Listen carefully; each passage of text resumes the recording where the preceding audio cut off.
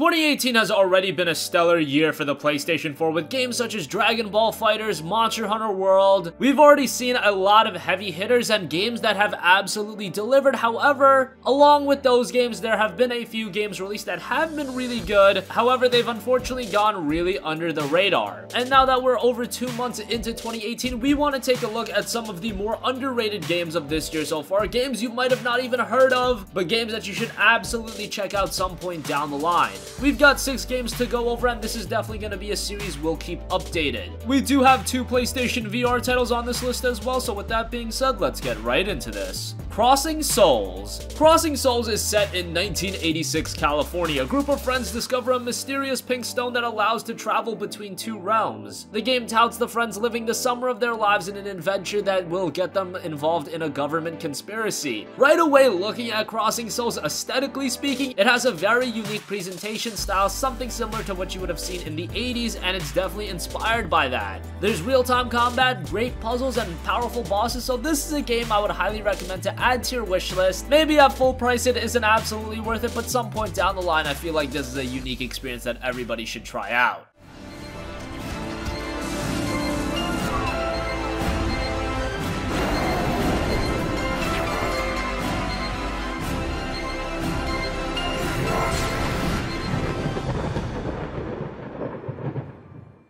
Iconoclasts. Iconoclasts was a game we've actually been talking about for a little bit, and it combines combat on a 2D plane with solving environmental puzzles using the main character's wrench. It's got some cool gameplay elements, and reviews for the game have been very good. The story centers around the main character Robin, a naive and helpful mechanic. She lives in a world with a sinister religious authority, and they've taken over the government and allows only licensed mechanics to handle the power source called Ivory that drives its machines. Again, this is a game I would highly recommend to keep on your wish list, and whenever you see a discount on it, grab it.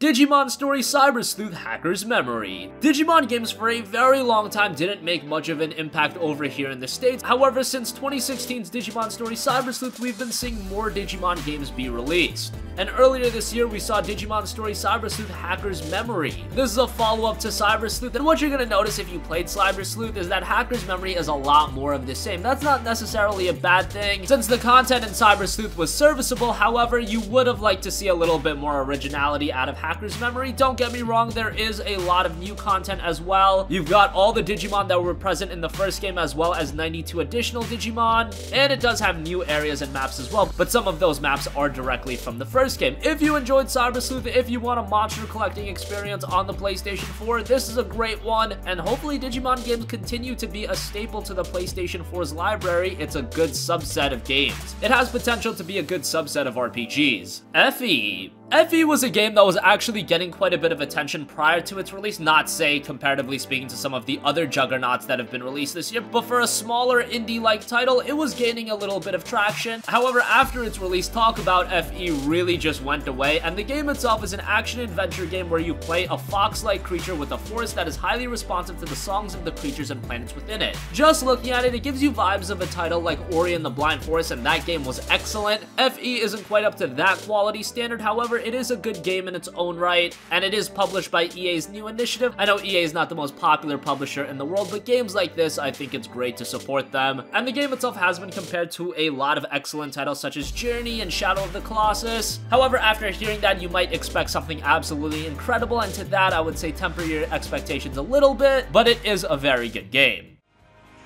That's how the story goes. The story of the beast with those 4 dirty paws. To fly and to fly. Do you hear her? Can you hear the forest speak? Finally, we want to mention a couple of PlayStation VR titles. I know a lot of you guys picked up PlayStation VR, whether you picked it up on launch or in the last year where there have been a lot of discounts available, but to many, the games lineup is still a little bit sparse, but there were already a couple of interesting titles released this year. First, we have Apex Construct, which has you travel to the shattered future of the world of Apex Construct, and there, merciless robots prowl the world as a result of mankind's reckless experiments. It's got a really gorgeous post-apocalyptic setting, and usually with post-apocalyptic settings, you don't associate colorful and vibrance, but that's really what you're getting out of Apex Construct. And with the combination of a bow and arrow and shield, it adds a layer to the PlayStation VR gameplay, and games like Apex Construct really strive on PSVR, and I much prefer games like this that were built for PlayStation VR rather than titles that just have it tacked on. Apex Construct really gets that element right. And overall, it's just a pretty good game.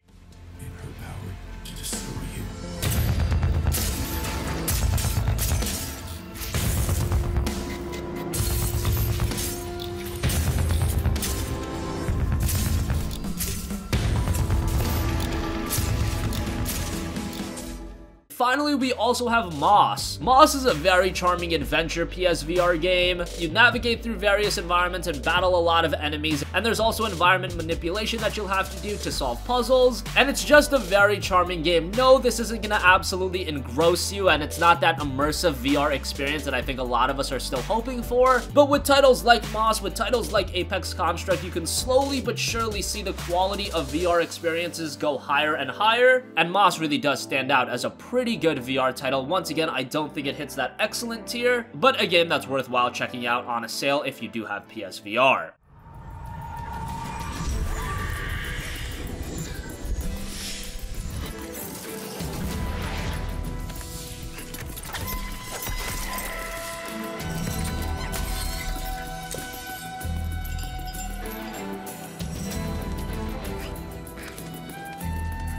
Your bond with Quill grows strong, and the journey you take. So that is gonna wrap up this video. These 6 games, while they might be smaller titles, while they might not be as good as some of the other games released this year, like a Monster Hunter World or a Dragon Ball FighterZ, they are great games in their own right. And I'm not saying you should jump out and buy these games at full price, but keep an eye on them, and if you see them discounted, and if you want that unique experience that a lot of these games offer, well then I would definitely say pick them up. That's gonna conclude this video. Sound off with your thoughts in the comments section down below. Thank you for watching, and goodbye.